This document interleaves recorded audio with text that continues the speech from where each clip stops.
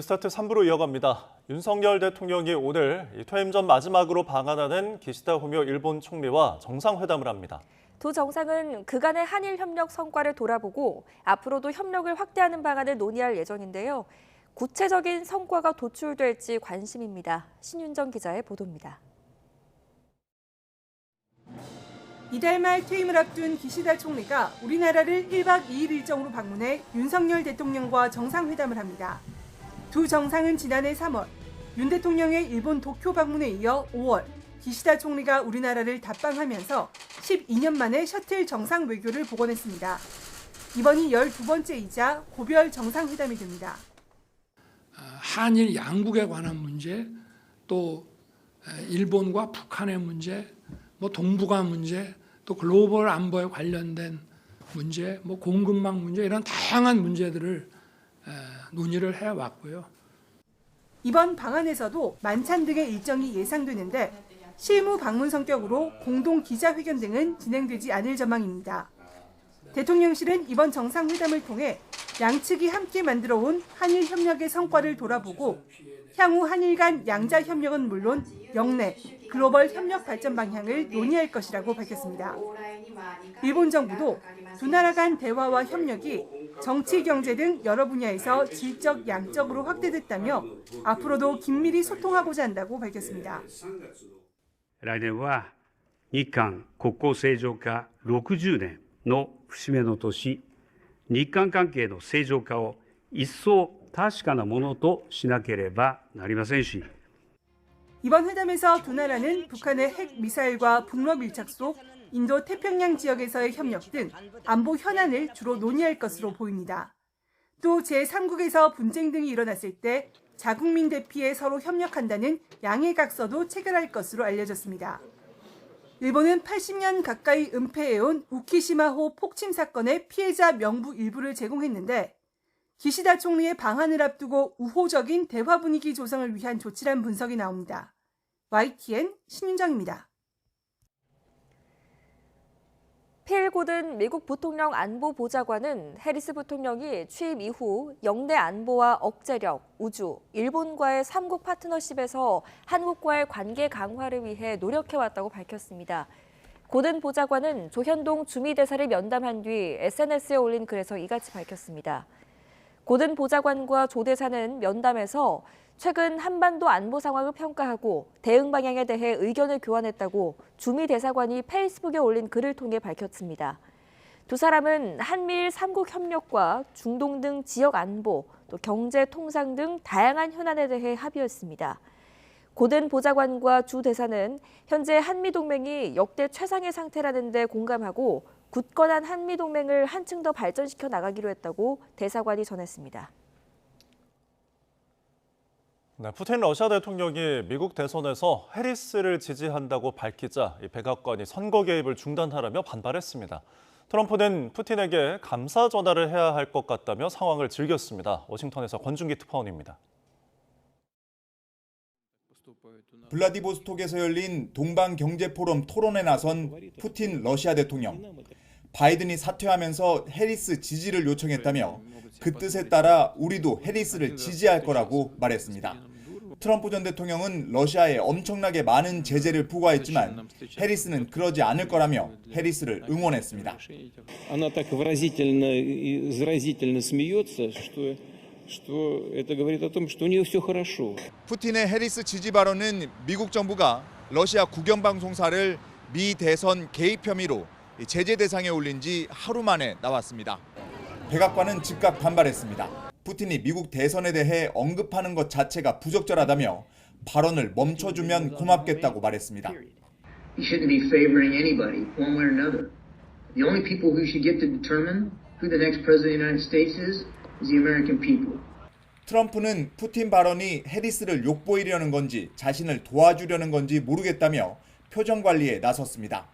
Putin came out today. He endorsed Kamala, and I didn't know, was I supposed to call him up and say thank you very much? I appreciate it. 트럼프는 이 자리에서 자신이 당선되면 테슬라 CEO인 일론 머스크가 이끄는 정부 효율위원회를 만들어 예산 낭비와 불필요한 규제를 없애겠다고 약속했습니다. 미국 언론들은 트럼프가 머스크를 앞세운 개혁 구상을 밝힌 건 바이든 해리스 정부가 정부 재정을 방만하게 운영했다고 공격하기 위한 포석이 깔린 것으로 해석했습니다. 워싱턴에서 YTN 권윤규입니다. 네, 가자지구 중부에 이어 남부에서도 소아마비 백신 접종이 시작됐습니다. 하지만 이스라엘은 백신 접종을 위한 교전 중단에 합의해 놓고도 1단계 접종이 끝나자마자 가자지구에 있는 병원을 또다시 공습했습니다. 김지영 기자가 보도합니다. 입을 벌린 10살 미만의 어린이들에게 2방울씩 백신을 넣어줍니다. 가자지구 중부에 이어 남부에서도 소아마비 백신 접종이 시작됐습니다. 예상보다 더 많은 인원이 몰리면서 접종소마다 긴 줄이 늘어섰습니다. التطعيم مهم كثير لاطفالنا لانه بيحميهم من كثير من الامراض وخاصه شلل الاطفال احنا كثير عندنا بغزه صارت الامراض منتشره بسبب الحرب. 세계보건기구 WHO는 약 19만 명의 어린이가 백신 접종을 마쳐 1단계는 성공적으로 마무리됐다고 평가했습니다. 최종 목표는 가자 전역에서 64만 명에게 소아마비 백신을 접종하는 겁니다. 이를 위해 앞서 이스라엘과 팔레스타인 무장정파 하마스는 오는 9일까지 오전 6시부터 오후 3시 사이에는 교전을 중단하기로 합의했습니다. 하지만 백신 접종 1단계가 끝나자마자 이스라엘은 가자 중부의 병원을 공습했습니다. 현지 언론은 이 공습으로 사상자가 여럿 발생했다고 보도했습니다. 이스라엘은 하마스 지휘센터를 공습한 거라는 해명을 반복했습니다. 또 요르단강 서안 폭격도 이어지는 가운데 네타냐후 총리에게 휴전과 인질 석방 합의를 압박하는 대규모 시위가 인질 6명이 숨진 뒤 수일째 계속되고 있습니다. נתניהו, ראש הממשלה, גזר על כרמל בדודה שלי גזר דין מוות. עליה ועל כל החטופים. 하지만 이어지는 공습을 보면 시위대의 바람이 이루어질 가능성은 크지 않아 보입니다. YTN 김지영입니다. 마크롱 프랑스 대통령이 신임 총리를 임명하면서 지난 7월 내각이 사퇴한 뒤 이어진 임시정부 상태에 마침표를 찍었습니다. 그러나 지난 총선에서 의회 내 4위에 그친 정당 소속이라 1위를 하고도 총리직을 내준 좌파 진영의 반발이 큰데요. 홍주혜 기자입니다. 1958년 프랑스 제5공화국이 수립된 뒤 최연소 총리가 최고령 총리에게 관절을 내줍니다. 에마뉴엘 마크롱 대통령이 조기 총선 60일 만에 미셸 바르니에 총리를 새로 임명했습니다. 정통 보수 우파 공화당 소속으로 삼선 하원 의원에 상원 의원도 한 차례 지냈고 장관은 3차례 역임한 베테랑 정치인입니다. 엘리제궁은 바르니에 총리가 국가와 프랑스 국민을 위해 봉사할 통합정부 구성의 임무를 맡게 됐다고 설명했습니다. Il faudra enfin beaucoup d'écoute, beaucoup de respect. D'abord du respect entre le gouvernement et le Parlement, du respect à l'égard de toutes les forces politiques, je dis bien toutes les forces politiques. 그러나 신임 총리의 앞길이 그리 순탄할 것 같진 않습니다. 당장 총선에서 1위를 하고도 4위 공화당에 총리직을 내준 좌파 연합은 선거를 도둑맞았다며 강하게 반발했습니다. Le message a été nié. Et maintenant, nous découvrons un Premier ministre qui est nommé avec la permission et peut-être sur la suggestion du Rassemblement national. 이에 비해 극우 국민전선은 좌파 총리가 나오지 않은데 안심하는 분위기입니다. 프랑스 정치권에선 바르니에 총리가 마크롱 대통령의 정책을 뒤엎거나 다음 대선에서 위협적인 존재가 될 가능성이 작아서 낙점됐을 거란 분석이 나옵니다. The extreme moderation, conciliatory character of his prime minister is a plus for the president. 결국 대통령과 총리의 소속 정당이 다른 동거 정부의 주도권은 사실상 마크롱 대통령이 쥘 것으로 보입니다. YTN 홍주혜입니다. 네, 다음 소식입니다. 정부가 응급실 운영에 차질이 생긴 병원에 군의관 250명 파견을 시작한 가운데 현장에서 근무 거부 등의 혼란이 벌어지는 것으로 파악됐습니다. 먼저 이대 목동병원은 응급실 근무가 적합하지 않다는 이유로 파견 군의관 3명에게 복귀 조치를 통보했습니다. 강원대병원의 경우 파견 첫날인 지난 4일 군의관 5명 가운데 1명만 출근한 것으로 알려졌습니다. 이에 대해 보건복지부는 이대 목동병원의 경우 군의관들과 병원이 어떤 서비스가 필요한지 협의하는 과정에 어려움을 겪고 있다고 밝혔습니다. 그러면서 군의관 가운데는 응급실 근무를 어려워한다는 분들도 있다며 최대한 현장에 도움이 되도록 참여를 설득하겠다고 설명했습니다. 네, 역시 세종 충남대병원이 응급실 진료 지원을 위해 파견된 군의관 2명의 교체를 세종시에 요청했습니다. 세종 충남대병원 측은 파견 나온 군의관들이 응급실 업무에 적합하지 않다고 판단해 교체를 요구한 것으로 파악됐습니다. 병원 교수 면담에서 군의관들은 환자에게 동의서를 받는 업무만 할 수 있다고 밝힌 것으로 알려졌습니다. 세종시는 이에 따라 기존 군의관 복귀와 새로운 군의관 파견을 보건복지부에 요청했습니다. 또 파견 군의관의 업무 가이드라인도 없어서 복지부에 업무 지침을 만들어달라고 건의했습니다. 네, 이렇게 의료 공백 사태가 이어지면서 환자들이 응급실에 자리가 없어서 기다리거나 받아줄 병원을 찾아 헤매는 경우가 잇따르고 있습니다. 환자와 동행하는 구급대원들도 난감한 건 마찬가지인데요. 명절 연휴에는 이런 상황들이 더 심해질 것이라는 우려도 나옵니다. 윤태인 기자입니다. 다가 면역 질환인 루푸스병을 앓고 있는 A씨. 열이 40도까지 올라 나흘 동안 응급실에서 치료받은 뒤 다시 증세가 나빠져 병원을 찾았습니다. 하지만 일단 대기하라는 말에 비가 오는 궂은 날씨에도 응급실이 아닌 구급차에서 자리가 나길 기다립니다. 응실도 계속 대기하라고만 하고 언제 될지도 모르고 그게 너무 난감하고 너무 속상하고 앉아서 주사 맞고 그런 경우가 많았어요. 거의 그러니까 누워서 쉴 수 있는 공간이 아예 없는 거예요. 최근 암 수술을 받은 환자는 열이 나면 찾아오라는 말에 응급실을 방문했지만 다른 환자가 밀려 언제 진료를 볼 수 있을지 알 수 없습니다. 우리 수술하는 의사 선생님 담당 의사가 열이 나면 이제 오라 하겠다. 열이 나면 빨리 오라고 교수님을 해서 왔는데 시체되는 거지. 의료진이 부족해 응급실에 과부하가 걸리며 받아줄 병원을 찾아 헤매기도 했습니다. 형님이 저기 서울에서 오시고 계셨는데 지금 응급상이 생겨가지고 몇 군데 들렸던 그런 얘기는 잠깐 들었는데 지금 매일 환자를 이송하는 사설 구급대원들도 이전보다 응급실에 여유가 없는 걸 체감합니다. 이게 전에는 그런 경우가 별로 없었는데 요 근래 좀 코로나 이후부터 의사들 파업하고 약간 그러면서 좀 심해지고. 다가오는 추석 연휴에 응급실 상황이 더 나빠질 수 있다는 우려도 나옵니다. 추석 때는 외래 진료가 하지를 않거든요. 그렇게 다 보면은 모든 수요들이 응급실에 몰리게 되는 현상이 발생을 하게 됩니다.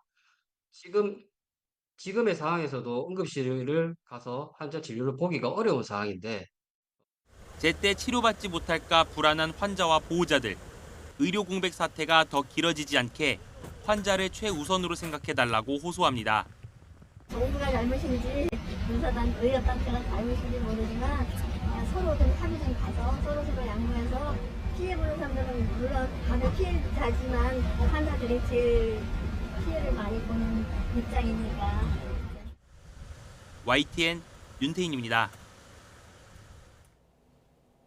윤석열 대통령 부인 김건희 여사의 명품 가방 수수 사건과 관련한 검찰 수사심의위원회가 오늘 열립니다. 수사팀은 무혐의로 결론을 낸 가운데 수사심의위원회가 어떤 판단을 할지 주목됩니다. 김태원 기자가 쟁점을 짚어봤습니다. 명품 가방 사건과 관련해 김건희 여사 기소 여부를 심의하는 검찰 수사심의위원회가 오후 2시 대검찰청에서 열립니다. 심의에는 서울중앙지검 수사팀과 김 여사 측 변호인이 참석해 의견을 진술할 예정입니다. 다만 공여자인 최 목사나 고발인인 백은종 서울의 소리 대표는 참석 요청을 받지 못했습니다. 대면 진술을 해야 된다라고 제가 누누이 강조하고 직접 담당 수사관 기획 정책과 담당자와 통화도 했지만 다 무시되고 배제된 상태입니다. 이원석 검찰총장의 신속 수사 지시로 속도를 내기 시작한 수사는 지난 7월 김 여사에 대한 비공개 대면 조사로 이어졌습니다. 출장 조사, 총장 패싱 등 논란을 거쳐 수사팀은 지난달 무혐의 결론을 내리고 이 총장에게 수사 결과를 보고했고 이 총장은 보고 이튿날 증거 판단과 법리 해석이 충실히 이루어졌다면서도 수사 결과의 공정성을 담보하겠다며 수사심의위원회를 직권 소집했습니다. 소모적인 논란이 지속되고 있기 때문에 검찰 외부의 의견까지 들어서 공정하게 사건을 매듭지는 것이 바람직하다는. 일각에서는 수심위 소집을 놓고 무혐의 결론을 정당화하기 위한 명분 쌓기라는 지적도 나오는데 만약 수사팀 의견대로 불기소를 권고하면 과주기 논란의 종지부를 찍을 수도 있지만 반대로 기소 의견이 나온다면 검찰이 짊어질 부담은 더 커질 전망입니다. 수사심의위원회에는 청탁금지법 위반과 뇌물수수 혐의, 알선수재와 변호사법 위반 혐의 등 김 여사가 연루된 6개 혐의가 안건에 올랐습니다. 김 여사가 받은 명품 가방 등 금품의 대가성이 있는지, 최재형 목사가 요청한 사항들이 청탁이고 대통령의 직무에 속하는지, 다시 말해 직무 관련성이 있는지가 핵심 쟁점이 될 것으로 보입니다. 위원회는 사건을 심의한 당일 기소 여부에 대해 수사팀에 권고할 의견을 의결할 전망입니다. YTN 김태원입니다. 검찰이 이른바 법인카드 유용 의혹과 관련해 이재명 더불어민주당 대표의 배우자 김혜경 씨를 소환 조사했습니다. 네, 김 씨의 소환 시점을 두고 더불어민주당은 추석 밥상머리에 제물로 올리려는 거라며 비판했는데 검찰은 곧바로 반박했습니다. 유서연 기자입니다.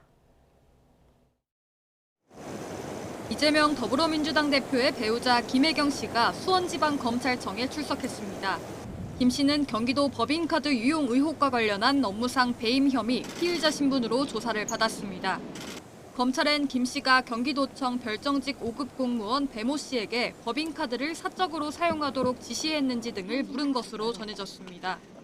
조사는 2시간 만에 끝났는데 김 씨 측은 진술을 전면 거부했다고 밝혔습니다. 이것이 형식적인 수사고 결론을 정해놓고 하는 수사라 생각해서 저희들은 그냥 전면적으로 진술을 거부한 겁니다. 더불어민주당은 야당 대표로 모자라 배우자까지 추석 밥상머리에 제물로 올리려는 정치 검찰의 막장 행태라고 비판했습니다. 지난해 추석을 앞두고 검찰이 이재명 대표에 대한 구속영장을 청구하는 등 현 정권 집권 이후 추석 때마다 비슷한 일이 반복됐다고 주장했습니다.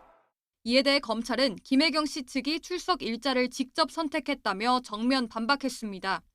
우선 지난 7월 4일부터 8월 2일까지 3차례에 걸쳐 출석을 요청했지만 50일이 지나도록 협의가 되지 않았다고 설명했습니다. 이로 인해 수사 지연이 우려돼 서면 조사로 대체하겠다고 통보하자 김 씨 측이 직접 출석 의사를 밝혔다고 강조했습니다. 그런 만큼 검찰이 의도적으로 추석 직전 야당 대표 배우자를 포토라인에 세우려 한다는 민주당의 주장은 사실이 아니라고 밝혔습니다. 그러자 김 씨 측 변호인은 공직선거법 혐의 재판 일정 때문에 오는 19일 출석 의사를 밝혔지만 검찰이 받아들이지 않았고 결국 검찰 동의하에 최종 출석 날짜를 정했다고 재반박하며 조사 날짜를 두고도 공방을 벌였습니다. YTN 유서연입니다. 네, 오늘 열리는 주요 재판 살펴보겠습니다. 이재명 더불어민주당 대표가 지난 20대 대선에서 허위 발언을 한 혐의로 기소된 선거법 위반 사건 재판이 오늘 오전 10시 반에 열립니다. 재판부는 오늘 이 대표에 대한 피고인 신문 절차를 거쳐서 다음 기일에는 결심 공판을 진행할 예정인데요.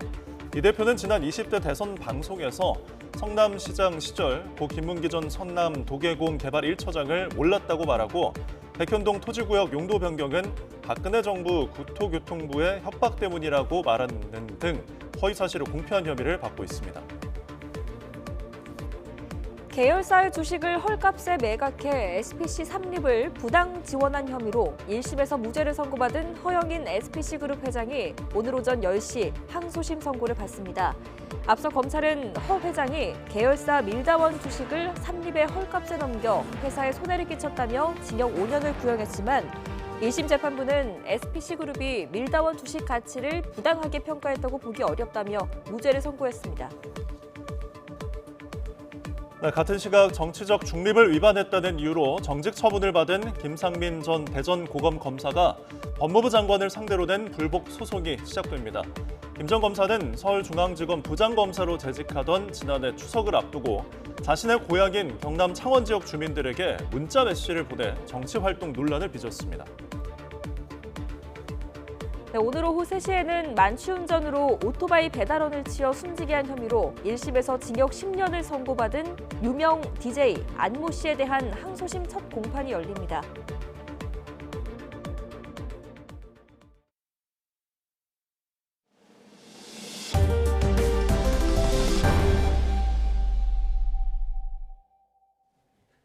네, 미국이 양자 컴퓨팅과 차세대 반도체 등 최첨단 기술에 대한 새로운 수출 통제에 나선 가운데 미국 정부 허가 없이 수출할 수 있는 국가 명단에서 한국은 빠졌습니다. 미국 상무부 산업안보국은 양자 컴퓨팅과 첨단 반도체 제조 등의 핵심 신흥 기술을 수출 통제 대상으로 지정하는 임시 최종 규칙을 발표했습니다. 여기에는 양자 컴퓨터 개발과 유지 관리에 사용되는 기술과 슈퍼컴퓨터에 들어가는 고성능 컴퓨터 반도체를 생산할 수 있는 GAA 기술 등이 포함됐습니다.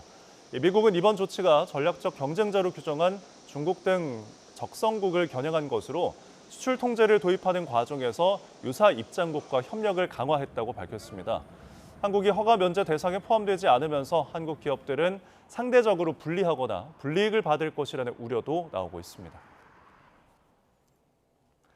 추석을 앞두고 정부가 물가를 잡기 위해 애를 쓰고 있는데요. 성수품 17만 톤을 공급하고 제품 할인에도 700억 원을 지원하면서 성수품을 중심으로 가격이 소폭 하락하고 있습니다. 하지만 어획량이 줄어서 수산물 가격이 출렁이며 추석 물가의 변수가 될 것으로 보입니다. 오동건 기자입니다. 추석을 앞두고 장을 보는 소비자들. 성수품 위주로 가격이 조금 내렸다고 하지만 크게 체감되지 않습니다. 제수용품을 쭉 봤을 때 평소 때보다 좀 내렸다 하는 거는 그렇게 못 느꼈어요. 정부가 추석 물가를 잡기 위해 성수품 17만 톤을 공급하고 할인 행사에도 700억 원을 지원하면서 20개 품목의 평균 소매 가격이 지난달 27일보다 0.2% 내렸습니다. 품목별로도 15개의 가격이 내림세입니다.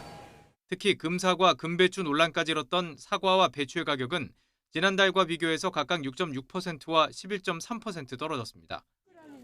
추석을 앞두고 한우 소비를 늘리기 위한 행사도 진행 중입니다. 추석 명절 맞아서 우리 한우 농가를 돕는다. 그리고 값싸고 맛있는 한우를, 건강에도 좋은 한우를 많이 소비한다라는 생각으로 우리 한우 많이 드셨으면 하는 바람입니다. 하지만 어획량이 크게 감소하면서 조기와 굴비 같은 이런 수산물의 가격이 출렁이고 있습니다. 냉동 참조기 한 마리 소매 가격은 1년 전보다 30.1%, 조기는 37.1% 올랐습니다. 이상고온의 김양식에도 차질이 생기면서 연초 장당 100원을 밑돌던 소매 가격이 지난해보다 무려 38%가 올랐습니다. 너무 많이 올랐어요. 좀 괜찮다는 거는 뭐 20만 원 넘어서 그냥 한번 집었다 넣었고 그냥 깜짝 놀랐고 그냥.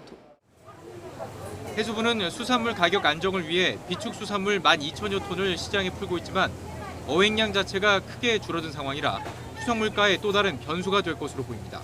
YTN 오동건입니다. 국민 1인당 한 달 이동통신 요금이 지난해보다 소폭 줄어든 것으로 나타났습니다. 한국소비자원이 전국 20세 이상 이동통신 가입자 1,500명을 대상으로 온라인 설문조사를 진행한 결과 1인당 월 평균 통신요금은 65,027원으로 집계됐습니다. 지난해보다 1.3%가량 낮아진 수치입니다. 소비자 만족도는 SKT가 5점 만점에서 3.5점으로 지난해 이어 2년 연속 가장 높았고 LG U+가 2위, KT가 3위를 차지했습니다. 알뜰폰 이용자는 이용요금과 요금제 선택 부분에서 이동통신 3사에 비해 만족도가 높았습니다.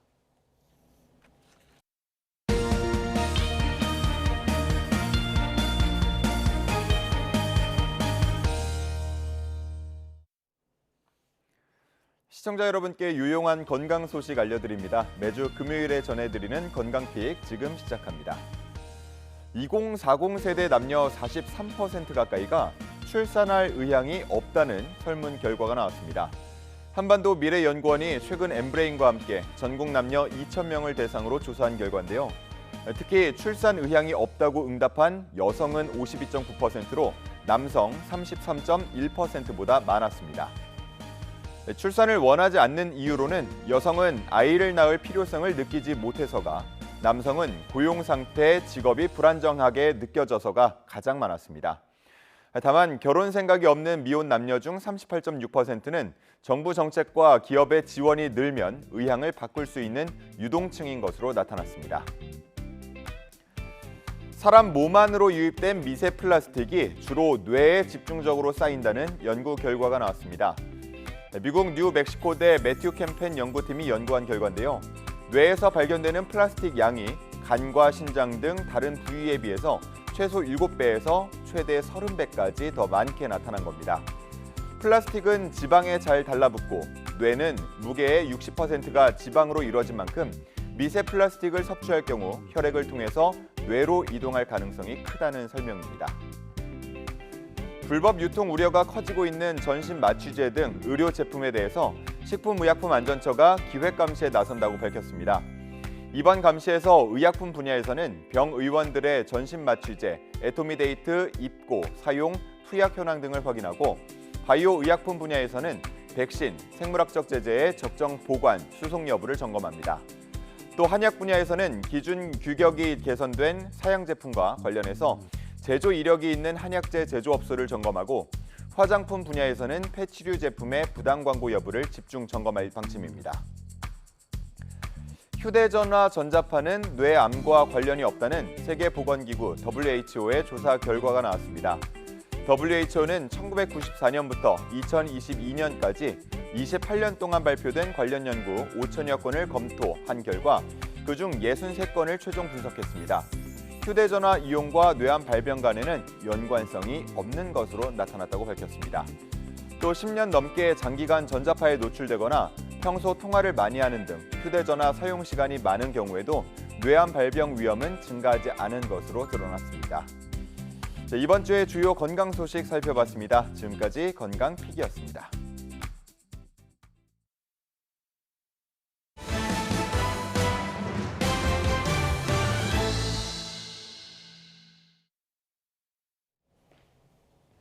네, 당신은 모르실 거야 제3의 한강교 등의 히트곡으로 대중적인 사랑을 받은 가수 혜은이 씨. 최근에 70년대 아이유라 불리면서 당시 활동했던 영상들이 새롭게 주목을 받고 있는데요. 네, 가수 혜은이가 아닌 본인 김승주는 실패한 사람이라고 토론했습니다. 정효진 기자입니다. 1970년대 대한민국에서 신드롬적인 인기를 끈 가수 혜은이. 데뷔곡이 지금으로 따지면 발매 1년 만에 역주행 히트하며 그녀의 화려한 가수 인생이 시작됐습니다. 기사 아저씨가 아가씨 이 노래 알아요? 그렇게 묻더라고요. 그래서 잘 모르겠는데요. 그랬더니 아, 이 노래가 당신은 모르실 거야 라는 노래인데. 히트곡 가운데 상당수는 엄한 스승이었던 작곡가 기록윤 선생의 작품입니다. 저한테 연애 감정이 없다는 거예요. 그래서 너는 나이가 몇인데 연애도 안 하냐. 어? 슬픈 노래인데 슬프지도 않냐. 가수로는 눈부신 성공을 이뤘지만 동시에 인간 김승주는 굴곡진 삶을 지나왔습니다. 지금 제가 오늘 처음 얘기하는데 제 김승주의 삶으로는 저는 실패한 사람이고 경제적 실패를 떠안아 좀 더 많은 공연을 소화하지 못했던 시절이 아쉬움으로 남습니다. 50주년 그 기간 동안에 저의 골든 타임을 놓쳤어요. 많은 업적을 쌓았어야 됐는데 돈을 벌러 다녀야 되는 입장이었기 때문에. 다만 아무리 어려울 때도 예술인이 챙겨야 할 자존심은 지켰다고 회상했습니다. 돈이 아무리 필요해도 내가 갈 때가 아니면 가지 않았어요.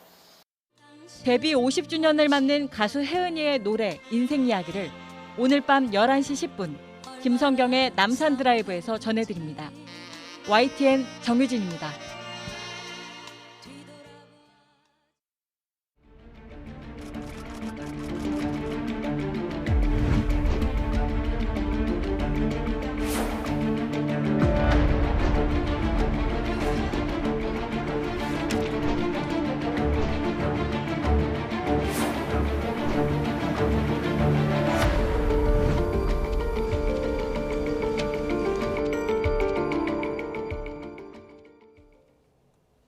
금요일 아침마다 한 주간의 연예계 소식을 전해드립니다. 먼저 천만 유튜버 쯔양 공갈 혐의로 첫 공판기일을 앞둔 유튜버 카라큘라가 이 쯔양에게 쓴 자필 편지가 공개됐습니다. 또 다음 달에 결혼하는 가수 현아 씨가 수위 높은 악성 루머들로 골머리를 앓고 있다고 합니다.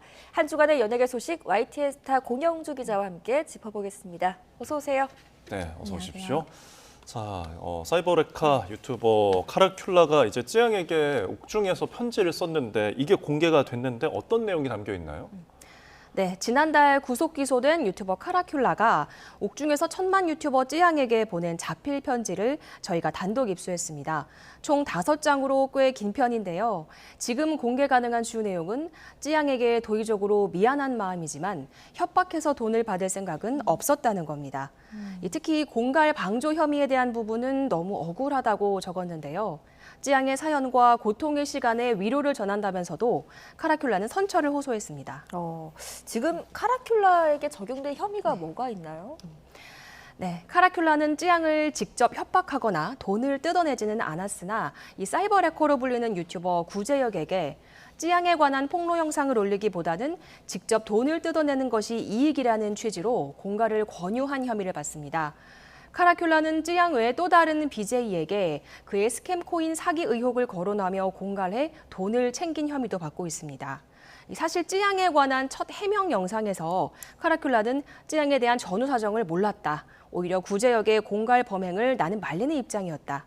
그리고 또 두 아들을 걸고 부정한 돈을 받은 적은 없다라는 취지의 주장을 했죠. 그러나 아시다시피 카라큘라는 정의 구현을 하겠다는 명목을 앞세운 유튜브 콘텐츠로 100만 명이 넘는 구독자를 보유하고 있던 꽤 영향력 있는 사람입니다. 시시비비는 이제 재판을 통해서 서서히 밝혀지겠지만 쯔양 사태의 대중들이 받은 충격은 컸기 때문에 이번에 나온 카라큘라의 자필 편지를 향한 관심이 커지고 있습니다. 네, 저희가 화면을 통해서 잠시 편지 내용을 공개하긴 했지만 일부 내용이었잖아요. 근데 그중에 어떤 문장이 미안하긴 한데 억울하다라는 문장이 있었는데 결국은 이게 좀 사과가 좀 이상해 보이는 거거든요. 협의가 좀 없지만 미안하다 이런 식일까요? 네. 미안하다는 거는 이제 공갈 방조 혐의에 대한 사과라기보단 이제 힘든 일을 너가 겪었으니 쯔양에게 이제 도의적으로는 미안하다라는 겁니다. 그리고 자신은 쯔양을 협박해서 돈을 받은 의도가 없었다는 의미로 해석이 되는데요. 억울하니까 선처해달라고 하는 내용이고 이 편지 말미에 자신이 보내는 긴 내용을 읽어줘서 고맙다. 불쾌했으면 죄송하다라는 내용도 있었습니다. 뭐 설명을 들어도 이해는 잘 가지 않습니다만 판단은 당사자만 할 수 있을 것 같습니다. 한편 카라큘라 등 사이버 레카들에 대한 어떤 첫 번째 공판기일이 오늘인데 쟁점을 좀 짚어봐 주시죠. 네, 오늘 오전 수원지방법원에서 사이버레커 구제혁과 카라큘라 등 유튜버 4명에 대한 공판이 열립니다. 검찰의 공소사실 진술과 이에 대한 피고인 측의 의견 진술이 이루어질 예정인데요. 일명 사이버레커들이 처음으로 법원에 총집합하는 자리인 만큼 큰 관심이 쏠리고 있습니다. 특히 지금 카라큘라가 억울하다고 주장하고 있는 부분에 대해서 이게 어떤 내용일지 이게 명확히 오늘 확인이 될 것으로 보입니다. 예, 어떤 진술들이 오가는지 또 저희가 나중에 다뤄보도록 하겠고요. 자, 그리고 요즘 딥페이크 범죄가 굉장히 심각하잖아요. 뭐 일반인 대상으로도 있는데 또 연예인들까지도 이 피해를 계속 보고 있다고요? 네, 그렇습니다. AI를 활용해서 얼굴을 음란물에 합성한 후에 유포하는 딥페이크 범죄가 요즘 정치나 사회면의 뉴스에도 꾸준히 거론될 정도로 심각한데요. 아무래도 사진이나 영상이 대중들에게 쉽게 노출되는 연예인들의 특성상 이런 불법 합성물의 희생양이 되는 경우가 많습니다. 그룹 블랙핑크와 뉴진스, 트와이스, 또 배우 박규영 씨 등이 최근까지도 이런 딥페이크 피해를 호소했는데요. 딥페이크 제작물 대다수가 부적절한 성적인 콘텐츠라서 개인의 명예를 훼손하고 또 당사자에게 정신적인 스트레스를 유발합니다. 특히 이미지가 중요한 이런 연예인들은 아무래도 더 큰 타격을 받을 수밖에 없습니다. 네, 그렇다면 소속사에서는 어떻게 대응을 하고 있는지도 좀 궁금한데요. 네, 소속사들도 소속 아티스트들을 이런 딥페이크 범죄로부터 지키기 위해 부단히 노력 중인데요. 국내 굵직한 소속사인 YG나 JYP 엔터테인먼트 등이 모두 딥페이크 범죄물과의 전쟁을 선포했습니다. 먼저 지속적인 모니터링을 통해서 관련 자료를 수집하고 있고 딥페이크 사례를 발견하면 제보를 요청하는 등 팬이나 대중들에게 소통의 창구를 열어두었습니다. 아주 적극적으로 나서서 강경 대응을 하고 있는 건데요. 예. 최근 미국의 한 사이버 보안업체가 발표한 딥페이크 현황 보고서가 또 눈길을 끕니다. 지난해 유포된 전 세계의 딥페이크 음란 합성물 피해자 중에 53% 정도가 한국인이라고 합니다. 이 중 대부분이 또 연예계 종사자였다고 하니 한국 연예인들이 세계 딥페이크 범죄 피해의 중심에 있다고 해도 과언이 아닙니다. 네, 굉장히 불명예스러운 수치네요. 자, 다음 주제 살펴보면은 가수 현아 씨가 좀 계속되는 악성 루머에 대해서 법적 대응에 나섰다는 소식이거든요. 네. 다음 달이죠. 가수 용준영 씨와 결혼을 앞둔 현아 씨가 최근 SNS를 통해서 웨딩 화보를 공개했습니다. 앞서 혼전 임신설로 곤욕을 치른 지 얼마 되지 않은 시점인데 다시 여러 가지 나쁜 루머들이 생겼습니다. 이에 대해 소속사가 결국 법적 조치를 취하겠다고 한 건데요. 소속사는 일찌감치 현아에 대한 인신공격과 허위사실 유포, 또 악의적인 왜곡에 대해서 고소를 준비했으나 이 현아의 요청에 따라 그동안은 선처로 일관해왔다고 밝혔습니다. 하지만 이제 더는 관망할 수 없는 수준으로 명예훼손이 무분별하게 이루어지고 있음을 확인했고 특히 웨딩 화보 공개 이후 사실과 전혀 다른 루머들이 심각하게 퍼지고 있어 엄중한 법적 조치로 강경 대응을 하겠다고 나섰습니다. 뭐 어떤 말들까지 나왔길래 소속사가 이렇게 하는 걸까요? 네, 이전에 불거졌던 혼전 임신설, 현아 씨에 대한 그런 임신설에 대해서도 소속사가 아니라는 해명을 강하게 했습니다. 그럼에도 불구하고 이 임신설도 지금 계속 나오고 있습니다. 또 웨딩 화보에 현아 씨가 키우는 반려견의 모습이 담겨 있는데요. 과거 방송을 통해 그가 공개했던 또 다른 반려견이 보이지 않았습니다. 그러자 일부 누리꾼은 현아 씨가 반려견을 버렸다 이런 주장을 했는데 이 반려견은 현아 씨의 전 남자친구인 가수 던 씨가 키우고 있는 것으로 알려졌습니다.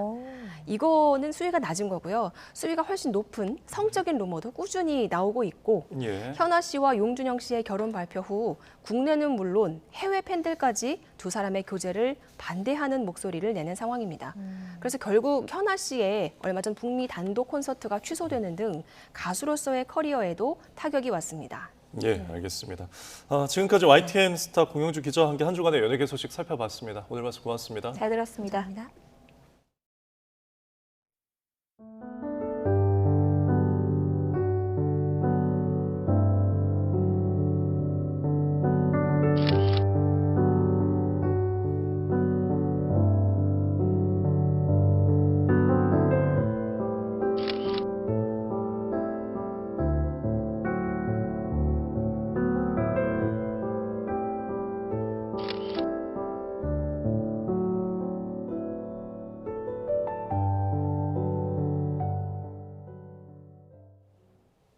오늘은 비가 내리는 동해안을 제외하고 대부분 지역에서 30도 안팎의 늦더위가 계속되겠습니다. 내륙에는 휴일까지 기습적인 소나기가 자주 내리겠는데요. 자세한 날씨 알아보겠습니다. 원희다 캐스터.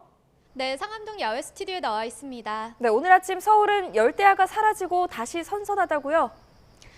네, 출근길 서울은 하늘빛이 흐린 가운데 선선함이 감돌고 있습니다. 현재 서울 기온은 24도 안팎을 보이며 어제 같은 시각보다 2도가량 낮은데요. 하지만 낮 동안에는 하늘이 차차 개면서 체감온도가 31도 안팎까지 오르는 등 늦더위가 기승을 부리겠습니다. 지난 밤사이 남해안과 제주도를 중심으로 25도로 또는 열대야가 나타났습니다. 그 밖의 지역은 대부분 선선하게 출발하고 있는데요. 하지만 한낮에는 경기 남부와 충청 이남 곳곳에 폭염주의보가 발효 중인 가운데 서울 29도, 광주 31도, 대구 32도까지 오르겠고요. 동풍이 부는 동해안만 강릉 26도에 그치겠습니다. 네, 현재 출근길 비가 내리는 곳도 있다고요? 네, 현재 중북부와 영남 지방을 중심으로 비구름이 지나고 있는데요. 내륙의 비는 아침까지, 동해안은 오후까지 이어지겠습니다. 하지만 이후에도 기습적인 소나기가 지날 수 있겠습니다. 예상되는 비와 소나기의 양은 5에서 40mm 정도가 되겠고 경북과 호남 동부에는 최고 60mm의 소나기가 예상됩니다. 특히 남부지방을 중심으로는 벼락과 돌풍을 동반한 시간당 20mm 안팎의 강한 소나기가 쏟아질 수 있겠습니다. 이번 주말과 휴일에도 30도를 웃도는 늦더위가 계속되겠고요. 수도권을 제외한 전국 곳곳에 대기 불안정으로 인한 소나기가 지날 전망입니다. 동해안은 오늘까지 남해안과 제주도 해안은 당분간 너울성 파도가 높게 일겠습니다. 파도가 방파제나 해안도로를 넘을 가능성이 있으니까요. 해안가 접근은 자제하시는 게 좋겠습니다. 지금까지 YTN 원희다입니다. 이상으로 뉴스타트를 마칩니다. 네, 오늘 아침도 저희와 함께 해주셔서 고맙습니다.